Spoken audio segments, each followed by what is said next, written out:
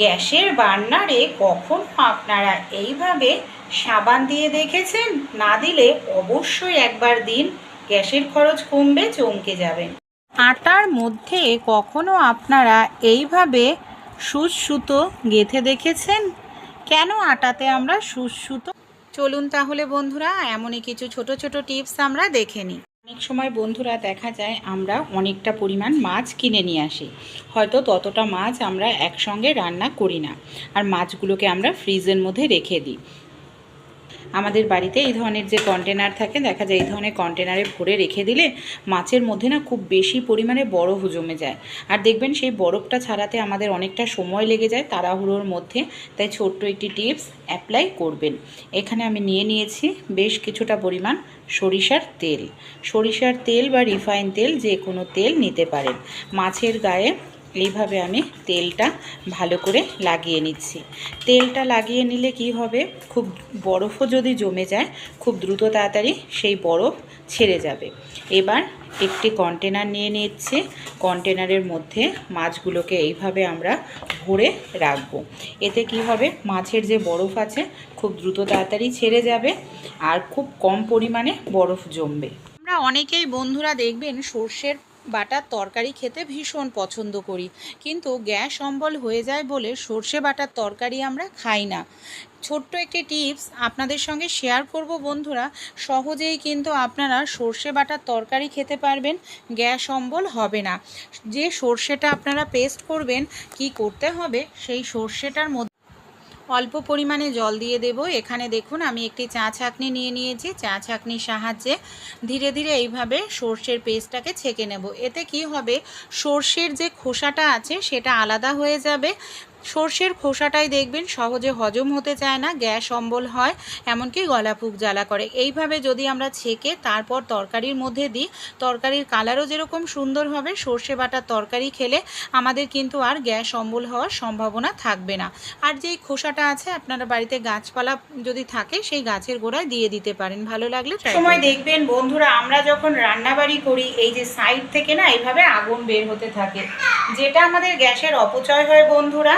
আর প্রত্যেক মাসেই যদি এইভাবে গ্যাস থেকে আগুন বের হয়, তাহলে সেই আগুনটা কোনো কাজেই লাগে না। আজকে একটি সহজ টিপ শেয়ার করব, যদি আপনাদেরও এই সমস্যাটা হয়, সমস্যার সমাধান করে নিতে পারবেন ঘরোয়া উপায়ে। আমরা যে গ্যাসের বার্নার ব্যবহার করি বন্ধুরা, দেখবেন অনেক দিনের পুরনো হয়ে গেলে কি হয়, গ্যাসের বার্নার না ক্ষয় হতে শুরু করে। অনেক সময় সব সময় কিনে ওঠা সম্ভব হয় না, আর এই যে ক্ষয় হয়ে গেলে সাইড থেকেই কিন্তু আগুনটা বের হতে থাকে, মানে গ্যাসটা আমাদের কোনো কাজেই লাগে না। আমাদের বাড়িতে এই ধরনের সাবান থাকে, যে কোনো সাবান নিয়ে নিন, এইভাবে খুব ভালো করে আপনারা ঘষে নিন। এইভাবে সাবানটা বার্নারে চার সাইডে খুব ভালো করে ঘষতে হবে। দেখুন এখানে সাবানটাকে আমি খুব ভালো করে চার সাইডে ঘষে নিয়েছি। যে ক্ষয়টা হয়েছিল সেই ক্ষয়টা পূরণ হয়ে গেছে।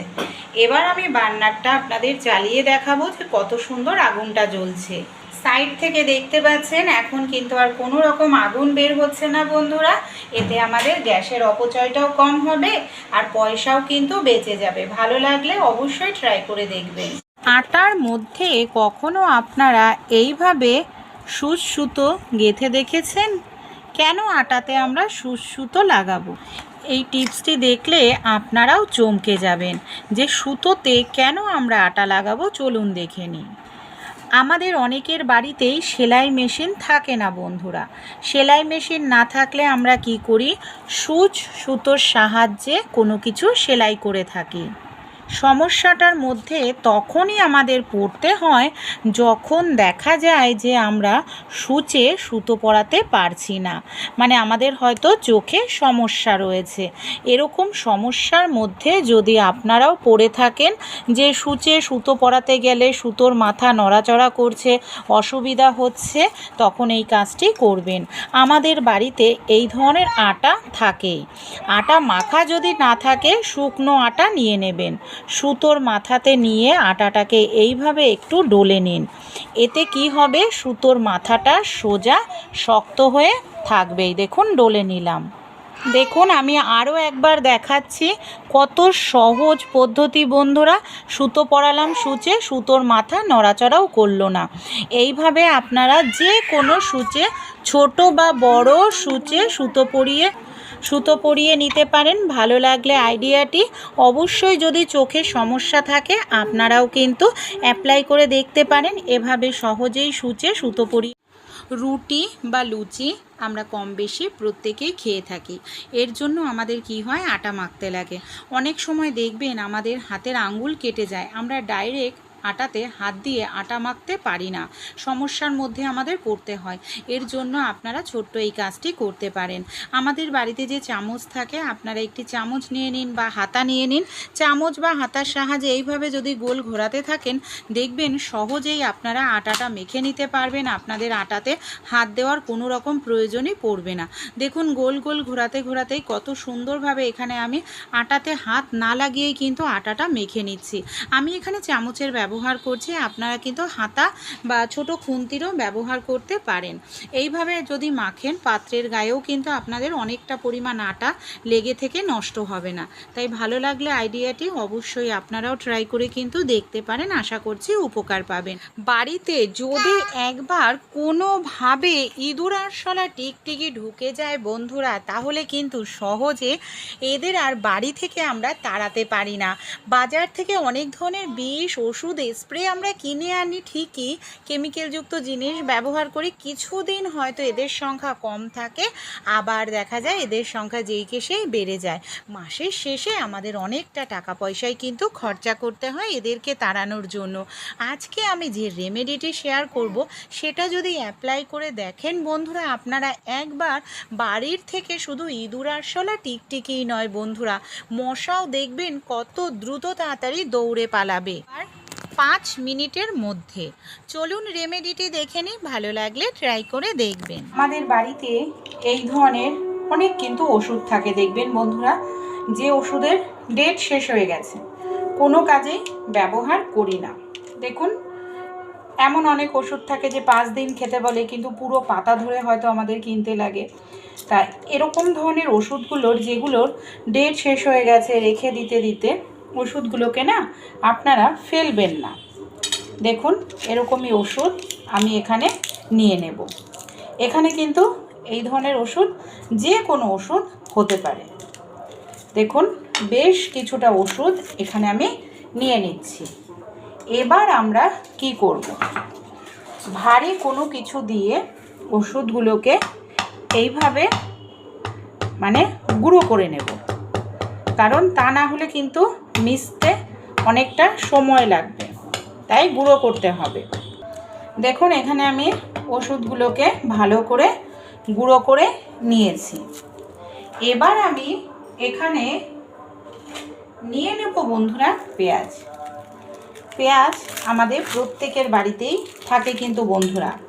পুরনো দিনে মা ঠাকুমারা দেখবেন এইভাবে পেঁয়াজ ব্যবহার করে খুব সহজেই বাড়ির থেকে ইঁদুর আরশোলা টিকটিকিকে তাড়িয়ে ফেলতো। কারণ পেঁয়াজের যে গন্ধটা, সেটা কিন্তু ভীষণ স্ট্রং হয়। কীভাবে আমরা পেঁয়াজটাকে ব্যবহার করব, আমি এখানে গ্রেটার নিয়ে নিয়েছি, গ্রেটারের সাহায্যে গ্রেট করে নিচ্ছি।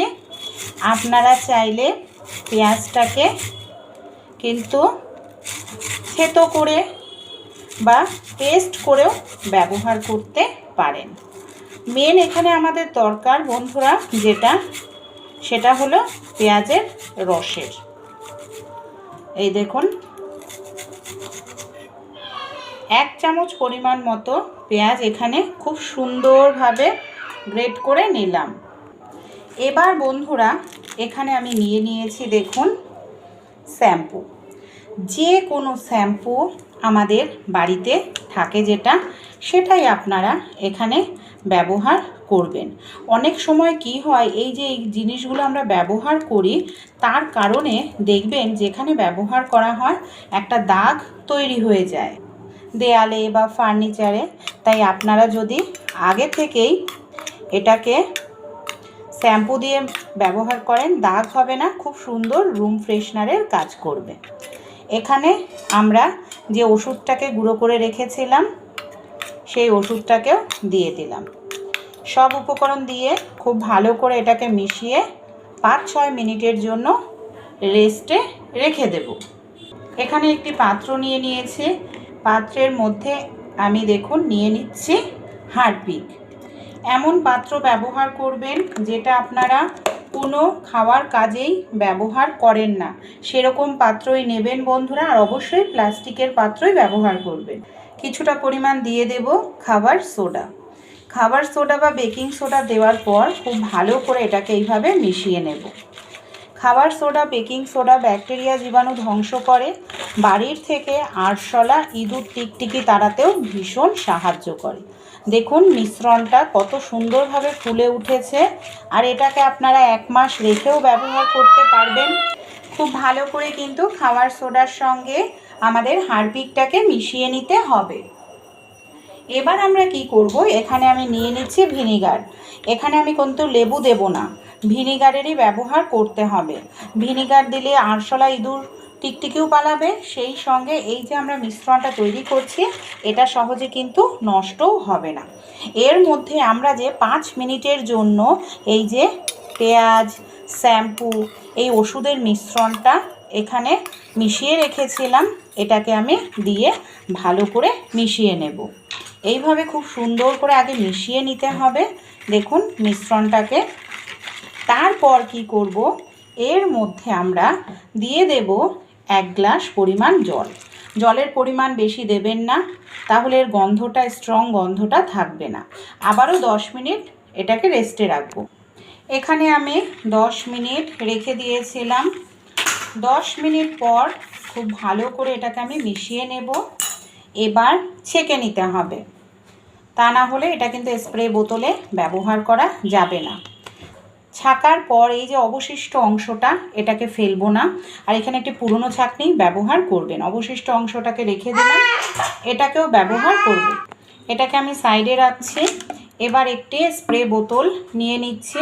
স্প্রে বোতলের মধ্যে এই মিশ্রণটাকে ঢেলে নেব। স্প্রে বোতল না থাকলে নর্মাল জলের বোতল বা কোল্ড ড্রিঙ্কসের বোতল নিয়ে নেবেন, তার মধ্যে এই মিশ্রণটাকে ঢেলে নেবেন। তৈরি হয়ে গেল অসাধারণ একটি স্প্রে। এটা 1 মাস রেখে ব্যবহার করতে পারবেন, নষ্ট হবে না।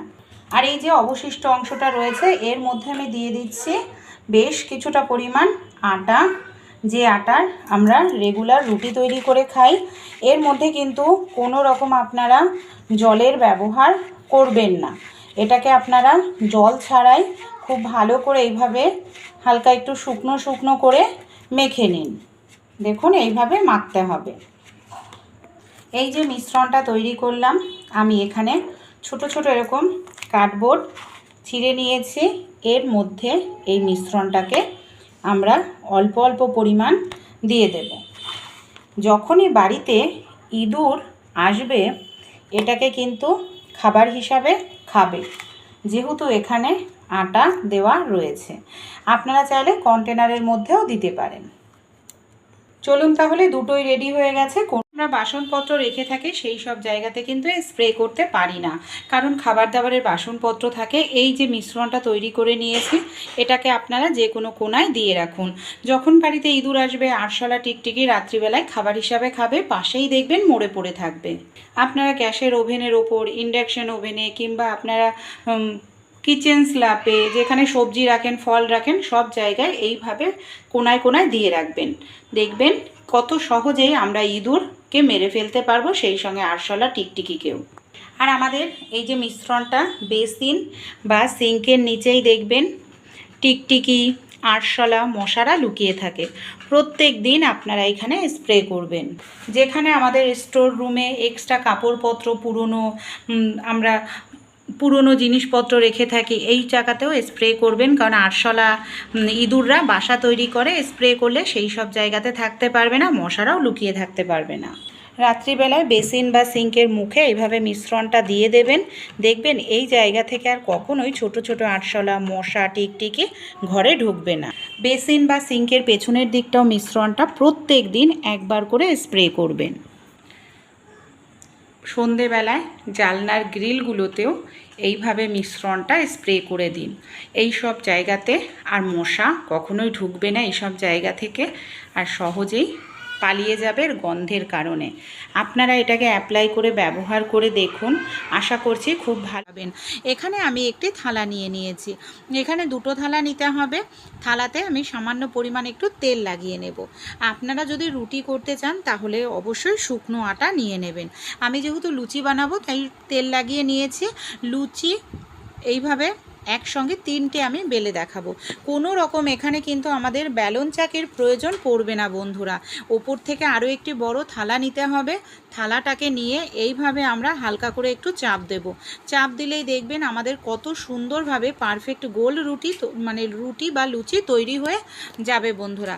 দেখুন এইভাবে আমি হালকা করে চাপ দিচ্ছি, তাহলেই কত সুন্দরভাবে আমরা পারফেক্ট গোল লুচি তৈরি করে নিতে পারছি। আর এইভাবে একসঙ্গেই 3টে লুচি আমাদের বেলা হয়ে যাচ্ছে বন্ধুরা।